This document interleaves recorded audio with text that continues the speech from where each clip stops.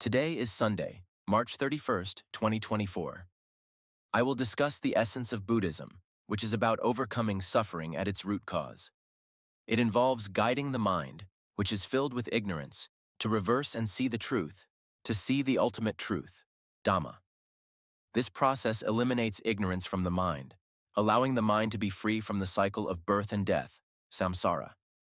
This is the core of Buddhism. It's purely about the mind. Our minds have been wandering in samsara for a long time because they are filled with ignorance, which is the only reason.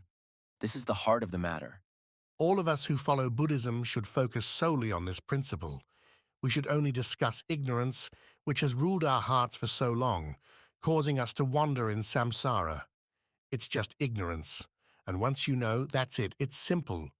Knowing means being aware from within. When you awaken from within, you will see the nature of things, Dhamma, and the three characteristics, impermanence, suffering, and non-self. It's easy to be free from samsara. It's not difficult at all. This is the essence of Buddhism. In the past, we couldn't grasp this principle because we studied various teachings from different teachers. We thought that Dhamma was about renouncing external things, paying respects, and creating external things. We thought it was about wearing certain clothes or staying in certain places. We thought it was about carrying burdens. Previously, I too carried the burden of precepts and dharma, carrying everything as people in the world do every day because society teaches us this way. We understood that we had to go out, stay in temples or forests, wear specific robes, and observe precepts and dharma. This has been our understanding since childhood. We also thought we had to spend money to make merit only with monks. We always understood that merit-making was about these external actions. It's all about sending the mind outward. From birth until now, I've never heard anyone talk about Dhamma about ignorance, avidya. There has been little to no teaching about the ignorance of the mind. Finally, through following the principles of the four foundations of mindfulness, satipatthana, I came to realize that avidya is ignorance. When we are ignorant, our minds rely on mental formations, citta sankhara, to create fabrications. But when we awaken and recognize ignorance, it dissolves. When we awaken and see mental formations, we gain insight that these formations abide by the three characteristics, impermanence, suffering, and non-self. We see them as a cycle, creating both happiness and suffering and all conventional realities, labeling them as wholesome or unwholesome as dualities. Understanding this, the previously held beliefs from childhood until now have been dismantled from the mind. The mind awakens automatically, continuously, on its own. Ultimately, it breaks apart with the five aggregates, khandhas, collapsing from the heart, leaving only the pure element. This realization necessitates changing the approach. Teach and preach Dhamma with greater clarity and completeness so that we all can easily grasp the core principles of Dhamma and attain enlightenment more readily. Just like when the Buddha taught, people could attain enlightenment immediately. His teachings were brief, yet people attained various stages of enlightenment. However, nowadays, there are very few who teach the essence of Buddhism. Most teachings focus on external practices, such as physical postures, which have become ingrained in traditions, cultures, and rituals.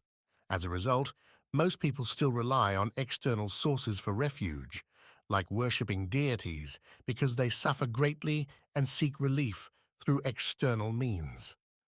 They turn to mediums, sacred trees, spirits, and various natural elements because they are unaware of the inner refuge. Many even rely on scriptures as their refuge, which are also external. There are very few who understand the core principles and turn inward. Over time, these individuals come to realize the truth and attain enlightenment according to their capabilities. Fortunately, there are still those who grasp the principles and attain enlightenment. In this era, many lay people are enlightened because they experience immense suffering and seek liberation from it. Previously, it was believed that only monastics could attain enlightenment and that women had no chance. But upon deeply realizing the truth, it becomes clear that everyone can attain enlightenment: children, the elderly, the disabled, women and men, because we all possess a mind. The mind is genderless and free from varying degrees of defilements. It is inherently pure. Remember, our minds are fundamentally pure. They neither come nor go. Do you understand what this means? Our minds are pure and do not move or change. They are not bright or dark, neither born nor extinguished. Our minds have never been born and never die. The mind is the origin of all compounded phenomena. All things are compounded phenomena, but the mind is the original pure element, and all phenomena rely on this pure element. Compounded phenomena are impermanent, always changing and disintegrating, but the mind remains the pure, unchanging origin. This pure, original element has never been anything at all. It neither comes nor goes, is neither born nor dies. It is not involved with any conventions or states. It has no characteristics, no status, no gender, no age, no name, and no parents. The mind has no parents, no children, no descendants, no family, no lineage. Our minds are pure elements accompanied by ignorance. This ignorance is the natural state of every mind, which needs to be learned from various encounters. Understand this? Ignorance is not real, but it is necessary to explain it so that we can comprehend why our minds, as we understand them, after leaving the body, wander to find new vessels, being reborn as different beings. Once these beings die, the minds continue to wander and be reborn as terrestrial animals, aquatic animals, subterranean animals, aerial animals, sometimes as humans, or in more subtle forms as spirits, ghosts, hell beings, demons, or sometimes as deities, Indra, Brahma, or Yama, depending on what the mind clings to or what emotions it is lost in. If it clings to happiness, it is reborn in a good realm. If it clings to suffering, it is reborn in a bad realm. This is the condition we experience daily, waking up in a good or bad mood, immersed in those emotions. Some days we wake up irritable, other days happy. For example, while eating, we might suddenly feel good or bad. While talking, we might suddenly get angry or become more affectionate. Sometimes we celebrate, filled with joy from achieving something, while at other times we suffer from losses and unfulfilled desires, leading to anger, resentment, and conflicts, even abandoning responsibilities, harming families, gambling, indulging in vices, and committing adultery. These are the results of being swept away by fabrications, immersed in emotions of happiness or suffering. We have been like this since birth, sometimes in a good mood, sometimes not. This will continue until we leave this world unless we awaken and see these natural states, understanding that they have no self. Only then can we be free. As long as we believe that these states have a self, we will continue to cycle in samsara. If we believe, I am angry now, and see it as real anger, or I am happy now, and see it as real happiness, we remain in the cycle because we give value to these states, believing they have a self. Let's imagine a crocodile in a pond near a village. A group of children are playing nearby, and one of them jumps into the water, unaware of the crocodile. The crocodile attacks, and the other children scream and run to get their parents. One child is now inside the crocodile's stomach. Can you picture this? As you imagine this scene, do you believe it's real? We believe in the existence of these things because we can visualize them, but everything the teacher has said doesn't truly exist. Language doesn't truly exist. The images we see don't exist. Sound doesn't exist, right? Yet we rely on them. We cling to these images and sounds we think about. When we think like this and imagine that the child is our nephew, someone we know, and we hear news of this attack, happens. We get angry. We feel sad. We've lost something that belongs to us. Imagine if it were our child. It would be even worse. We'd be completely consumed by this story, by these images, sounds, emotions, wouldn't we? This is what it means for our minds to be trapped in suffering. Our minds are caught up in these emotions.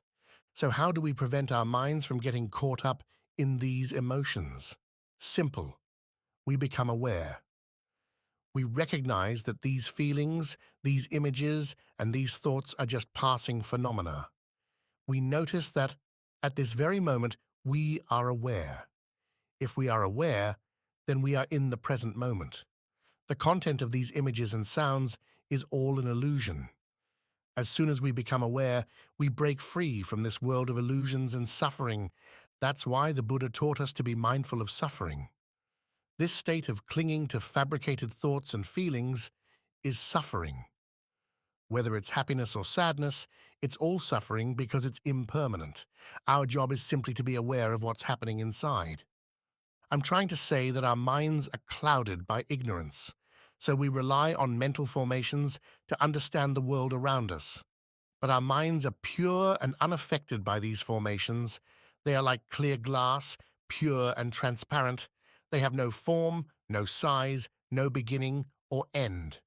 They are like space, free from darkness and light, dust and stars. Our minds are like this clear glass, but even clearer. They are pure. Our mind has never been involved with anything, never been born, and never died.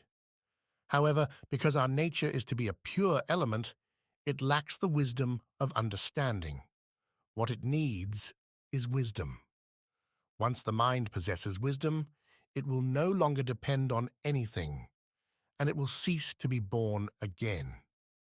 It will not become attached to any form of existence in the three realms of the world. Let me illustrate this. Our mind is inherently untouched by birth or death, regardless of the vessel it occupies. It is necessary to explain to people that our mind is composed of ignorance or avidya. To make this clear, I'll use the analogy of a soap bubble. The soap bubble encloses a space. Originally, our mind is like this space, pure and empty. But ignorance wraps around this pure, empty essence like a thin layer of soap film. The space inside the bubble represents our mind, which is pure and transparent. It is the element of emptiness, which doesn't mean empty in the conventional sense, but rather free from emptiness. Our mind, as a pure element, is encased in this thin layer of ignorance, like a soap bubble. When our mind is covered by ignorance, it needs to learn and acquire wisdom. To do this, it creates a tool called mental formation, or citta sankhara. Think of our mind as being like water. The natural state of water includes waves. Waves are just phenomena of water, not entities by themselves. If you try to catch a wave, you will only find water. Similarly, mental formations, waves, are not separate entities, but are just phenomena of the mind. Just as it is the nature of water to have waves, so too is it the nature of consciousness to have mental formations. Wherever there is consciousness, there will be mental formations. When the mind creates mental formations or mental activities, known as citta sankhara, to learn and understand things that come into contact with it, it relies on these formations to process experiences. However, the mind is inherently pure and remains unaffected by these activities. It only serves as a vessel for experiencing and recognizing sensations. The mental formations act like a thin layer of soap bubbles surrounding the pure essence of the mind. When the mind encounters external stimuli, the bubble-like formations ripple and react, but the pure mind itself remains untouched and unchanging inside. The mind does not involve itself in these processes or disturbances. It simply remains in its pure state, observing without verbal language or personal involvement. It knows without words or narrative. It just experiences. Consider the example of the wind passing through a space. The wind represents the mental formations, and the space symbolizes the pure essence of the mind. The wind moves through the space, which remains unaffected by its presence. Similarly, the mind remains unaffected by the fluctuations and disturbances caused by mental formations. These disturbances arise and disappear, but the essence of the mind, like the space, remains unchanged. The Buddha taught that suffering, or dukkha, is the only thing that arises, persists, and ceases. Suffering is a condition of mental formation. All thoughts, sounds, and emotions are aspects of these formations. They arise from ignorance, avidya, which is like the soap bubble enclosing the pure essence of the mind. Inside this bubble, the mind remains in its true nature, pure and untainted by the formations around it. Understanding this concept means recognizing that while mental formations are essential for learning and experiencing, the mind itself remains a pure element, untouched and unaltered by these experiences. This understanding can lead to enlightenment for those who have the wisdom to grasp it. The mental formations and disturbances are merely temporary and do not affect the inherent purity of the mind. The mind continuously seeks to learn about external things because it lacks the wisdom to understand itself. Without someone to teach it, it focuses solely on learning about the external world. The mind learns from everything it encounters, extending its learning beyond the physical universe, but it never turns inward to explore its fundamental nature. This is an example of the mind being directed outward. It relies on mental formations, or citta sankhara, which act as a veil of ignorance to experience and learn about the external world. The mind depends on these formations to process and understand experiences because the pure essence of the mind itself cannot articulate or process knowledge directly. Instead of being self-reliant and understanding its nature, the mind depends on these mental formations, which create the external conditions for learning. This is analogous to a newborn depending on its parents and caregivers before it can become self-sufficient. Similarly, an ignorant person must rely on knowledgeable teachers to learn and understand the core teachings. As one progresses in learning, particularly with the guidance of skilled teachers who provide clear and detailed instruction, it becomes easier to attain enlightenment. The more precise and thorough the teachings, the more accessible it is for the learner to achieve understanding and realization. The teaching of great teachers, such as the Buddha, can be compared to a master chef preparing a special dish for us. The teacher, like a top chef, meticulously prepares the food, sets the table, and presents the meal. Our only task is to open our mouths, take a bite, chew, and swallow. For a highly skilled teacher, teaching the Dharma with clarity and precision is like serving a perfectly prepared meal. When we listen and understand, the realization comes immediately and clearly. This is the mark of someone with great wisdom. Such teachers deliver teachings with simplicity and ease, avoiding complex concepts and making the essence of the teachings accessible. In contrast, those with less wisdom may need to rely on complicated theories and numerous references to explain the Dharma. Their teachings might involve complex arguments and elaborate explanations because their understanding is not as direct. However, a teacher with profound wisdom speaks directly from their enlightened experience without relying on external sources or texts. They convey the truth in its purest form, directly from their realization. The essence of their teachings is simple. Everything is impermanent and devoid of inherent self. Understanding this fundamental truth allows one to transcend ignorance. The Buddha, for instance, straightforwardly taught the Dharma, making it easy to grasp and apply. The mind, which is conditioned by ignorance, is a factor that causes it to create and sustain mental formations. This is why it relies solely on mental formations. This is called directing the mind outward. The Buddha instructed us to be mindful and aware within ourselves and not to direct the mind outward. He said that suffering should be understood as it is because mental formations are the essence of suffering. His guidance is to recognize and understand this without trying to change anything, simply recognize ignorance and the nature of mental formations. When we are mindful and observe our mental formations closely, we see that sounds, thoughts, and emotions do not have inherent existence. They are not tangible or substantial. For example, the sound we hear now, does it have any intrinsic existence? Is it tangible?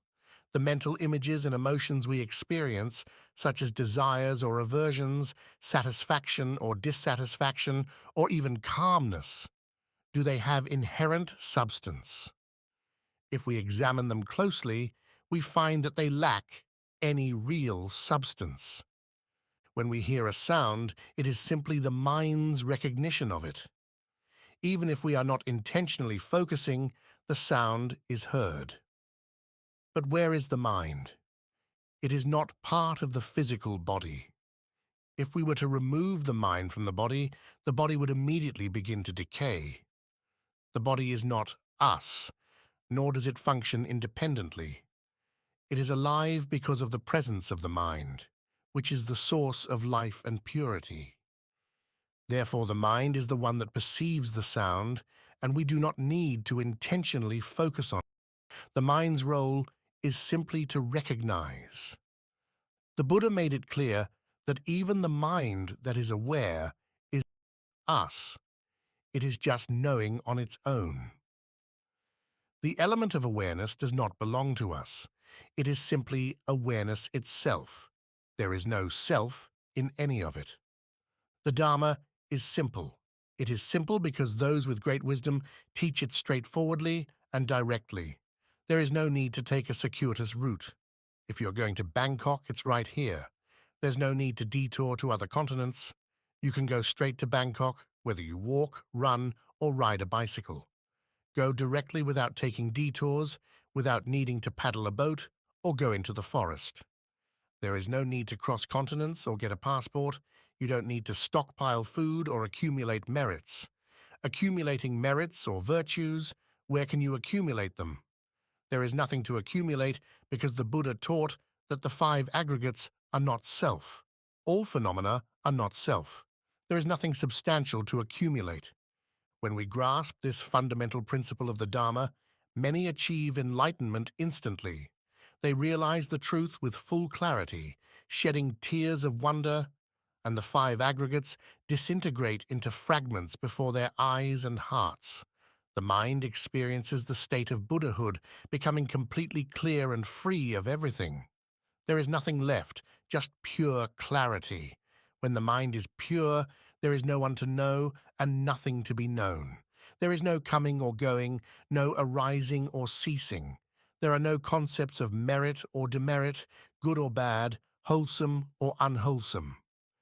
These do not exist in the pure element. Previously, one might have understood accumulation, but upon realization of the true nature, tears flow. Accumulating merit or virtue is futile. The pure element has none of these. All mental formations are just that, mental formations creating illusions of virtue and non-virtue, of happiness and suffering. It is like deceiving oneself. It is as if we are dreaming while asleep.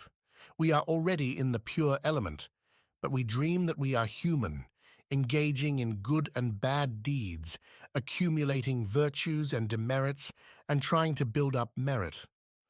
We practice various methods, but once we awaken, the teachers tell us to be aware of ourselves. Everything is an illusion and non-existent. When we wake up, we see that it was all just a dream. What about our parents?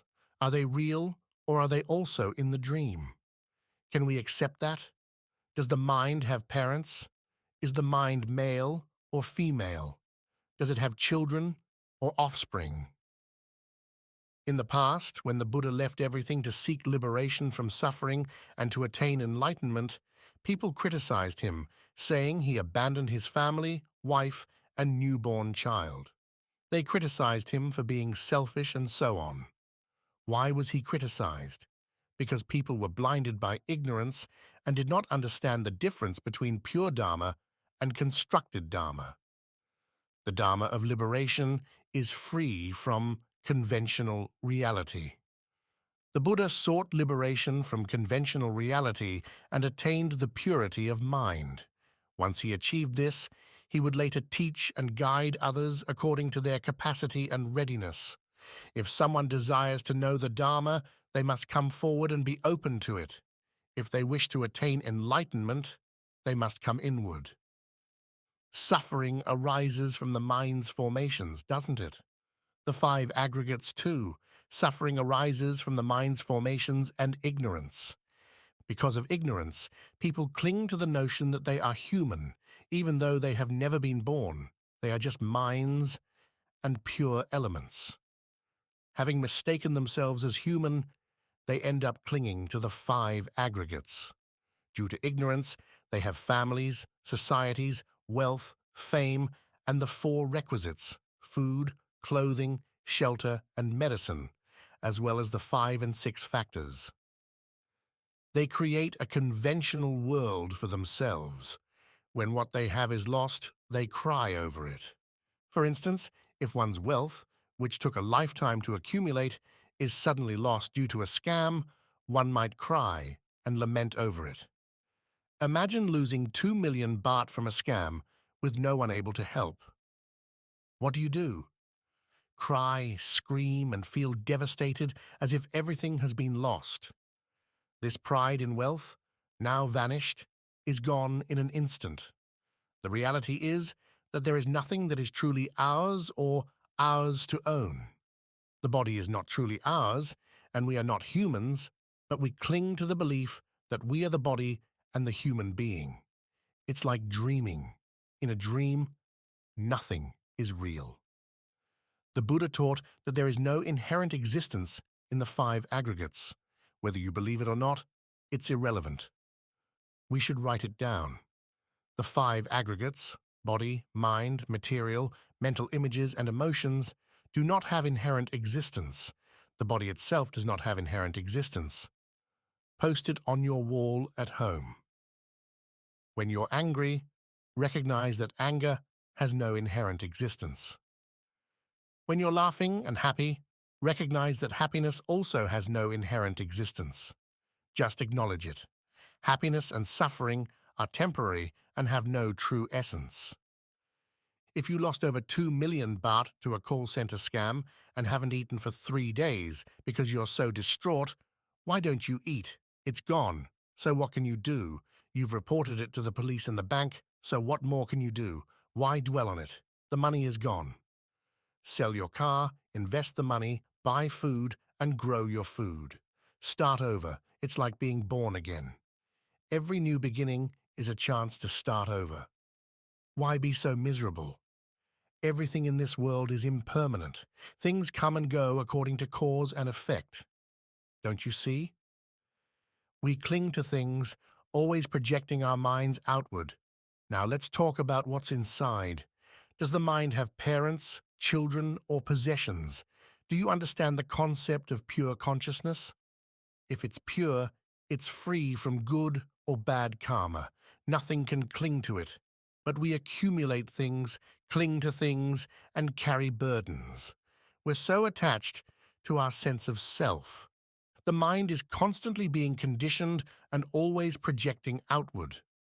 When will it be pure? When will it return to its pure element? When will the mind finally come home? Don't forget that the mind is a pure element. When it becomes associated with mental formations, sankhara, which involve projecting the mind outward, it starts to give value to itself. It assigns value to itself and its thoughts, thinking, I am the one who knows. See how it perceives itself as the knower, giving value to emotions, happiness, suffering, anger, hatred, delight, indifference, and concentration. It assigns value to itself and mental images, considering them as thoughts and sounds, attributing value to them all. It also assigns value to the material world, our body, our family, our wealth, the four elements, earth, water, fire, air, and the various external factors. The entire universe is considered ours, projected outward. Understand this? Come back inside before you get lost in these external points. Does the mind have parents? The teacher is speaking about the mind, not about people. Don't get confused. Ask simply, does the mind have parents? The mind has no form, right? We search for identity and cling to it, forgetting that we are the mind. We are the pure elements that are nothing and have no inherent existence. To clarify, the mind must return to its pure state. We have only one path. To return to the pure element, we must reverse the current and stop projecting the mind outward, as that is the projection itself. The more we seek external teachings or external refugees, the more we get entangled. We build and create enormous external structures, thinking we accumulate merit, while in reality, we are just adding to the confusion. We worship external objects, mud piles, trees, fire, rivers, fields, crossroads, and even vehicles, believing they are sacred. But the true sacredness is the pure element, the essence of the mind. The Buddha paid homage to this truth, the pure element. The Buddha revered the Dharma, the truth, above all, as it is the origin of everything. Nothing is greater than the Dharma, which is the source of all. The ultimate truth, or pure consciousness, is something we all must attain. We must realize that all mental fabrications are impermanent and have no inherent existence. Don't cling to anything, for nothing truly belongs to us.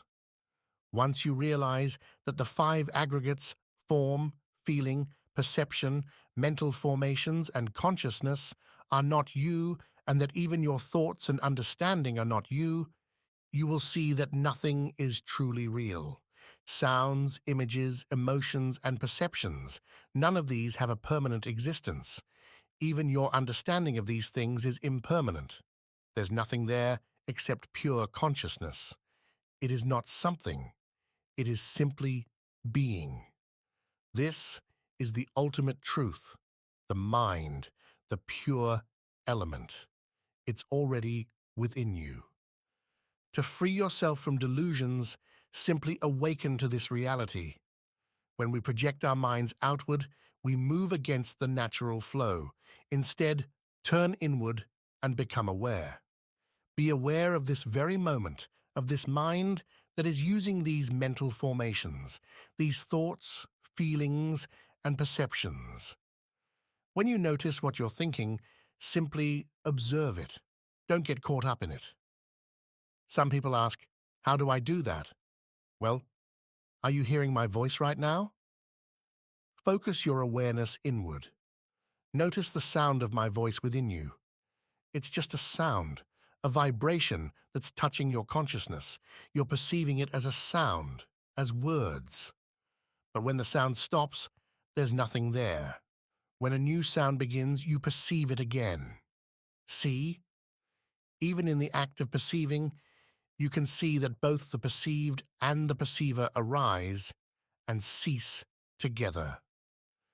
Some people ask where the mind is. It's where there's nothing. It's within. If you say it's in your chest, you're implying that you have a physical body with a chest. But the mind doesn't have a location. It's simply aware. When you hear my voice, the awareness isn't in your ears. It's deeper, within. If you look carefully, you'll realize it's beyond your ears. The ears are just the gateway. Some people struggle to find this awareness. They want to grasp it, to pin it down, but it's formless and intangible. Simply know that you are aware of this sound right now. That's enough. Understand that this sound you're hearing is just a phenomenon that your mind is perceiving. And this perception itself is impermanent. It arises and ceases. See how both the perceived and the perceiver arise and cease together? Some people can't seem to find it. They want to know, to search, to grasp something tangible. But there's nothing tangible to grasp. Just be aware of the sound you're hearing now. That's enough. Understand that the sound you're hearing is merely something your mind is perceiving. And does that sound seem to have a permanent existence? Where did it go? When a new sound arises, your mind perceives it again. See? Both the perceived and the perceiver arise and cease together. When the sound stops, they both disappear. And when a new sound begins, the process repeats. See? Your mind is a pure element. It is nothing and no one. It is the element of emptiness, an element that is entirely vacant and pure. When we say emptiness, it is to help humans understand. It is not anything. It is very pure. When something impacts it, it simply performs the function of perceiving. We should see that sounds, mental images, or emotions are just things being perceived. They are natural phenomena in their state. When the mind is impacted, it perceives it. This perception is not us. It is a natural process that it perceives on its own. It thinks on its own and has its own emotions of happiness or suffering according to causes and conditions. All phenomena arise according to causes and conditions and dissolve when these causes and conditions cease. As Anya Kundanya said, anything that arises naturally will dissolve when the causes and conditions end. It is the nature of things. These phenomena are called natural states. They exist as they are, arising and dissolving according to causes and conditions. We need to see and understand this within ourselves. This is called mindfulness. Anyone who is aware and observes within themselves notices any inner voices or thoughts. Just recognize them and let them go. For example, if the inner voice says, "I want ice cream, I should go buy ice cream. I want strawberry or chocolate flavor. It would be nice to have something cold in this hot weather." Or, "I want grilled pork skewers with hot sticky rice and spicy papaya salad. It sounds good to buy grilled pork skewers and have them with papaya salad." See the inner voice that says these things? Notice how we flow along with these inner voices, influenced by mental fabrications. We cling to and become accustomed to flowing with these fabrications, getting caught up in them and suffering from them. But when we start becoming aware more frequently, recognizing that we are currently thinking, just knowing and letting go is enough. Don't play with it. Let it think, imagine, and feel its emotions. The five aggregates will perform their functions fully. Our role is simply to be aware, to glance at, and observe nature. Let the fabrications appear and be known. Once we are frequently mindful and aware, we notice the inner voices and just recognize them. Knowing them and letting them go is enough. Listen to my tapes often. Then teach your children, relatives, and students. If you're a teacher, teach people and discuss the awakening within. Do not get carried away with thoughts. It will turn into a village of awakening, a society of awakening, a nation of awakening. Once this happens, it's done. Everyone in the world will attain enlightenment because of the principle of awakening within, called the principle of mindfulness. Whoever is awakened within, it is possible to attain enlightenment and liberation from suffering in this very lifetime. We should encourage each other about awakening and ask each other about awakening. Can you see the thoughts? Don't play with them. Some people, when they see their thoughts for the first time, will have tears streaming down their faces because they suddenly realize they have been carried away by every single thought. After that, they continuously see their thoughts. They will automatically awaken by themselves until finally they see even the knower is not self. The five aggregates, khandhas, will disintegrate and dissolve before their eyes. The mind will be purified, as pure as its original state, clearly realizing that it is not born, that it's over. It is wonderful in its way. It is just a natural phenomenon. Let us know that awakening within will see mental fabrications, and the mind will not cling to these fabrications because of ignorance. Ignorance is what makes the mind cling to fabrications for a long time, becoming accustomed to flowing with thoughts, memories, and emotions of happiness and suffering. But when we start practicing awakening, it will be a bit difficult at first because of the effort to know. Know and let go, know and let go, again and again. As we begin to know frequently, becoming accustomed, I tell you to know comfortably. Don't force it. Know it lightly and comfortably. Let it think whatever it wants. Know it, observe it. The mind will get used to awakening, gradually knowing and letting go until it no longer clings to thoughts. Previously, it flowed 100% with thoughts. Now it flows 50% and knows 50%. Next, it will know 70% and flow 30%. Eventually, it will know 99% and flow only 1%. Finally, it will know 100% without clinging at all. Wisdom will emerge clearly, seeing that what knows is not us and what thinks is not us. Everything is natural. Let the aggregates perform their functions. The mind will release everything because it has realized with wisdom that the five aggregates are not us or ours. The enlightened state will be complete and all knowledge will disappear. This is just an analogy.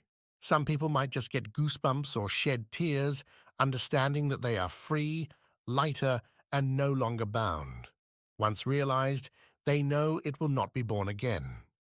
Some might ask, how do you know it's the end? How do you know you're full after eating? Do you need to ask your mother? No? You'll know for yourself. If you know, you will know it is the end. The essence of the Dhamma is this: to awaken the mind and not let it flow with mental fabrications. Dhamma is not external. It is not about beings or individuals. Dhamma is timeless, not related to time or place. It is about now, right now. Are you aware of what you're thinking? The present is not out there in the forest or mountains. It is now. Knowing now will enlighten me now. Enlightenment means realizing there is nothing to be or to do. It's suitable to conclude here. May everyone who has the resolution to not be reborn achieve their aspiration, realize the Dhamma, and attain enlightenment promptly. We've reached the end of today's Dharma talk. Thank you all for listening. May you all be happy, peaceful, and free from suffering. If you enjoyed this clip, don't forget to like, share, subscribe to the channel, and hit the bell icon for notifications so you don't miss new content in the future. Thank you.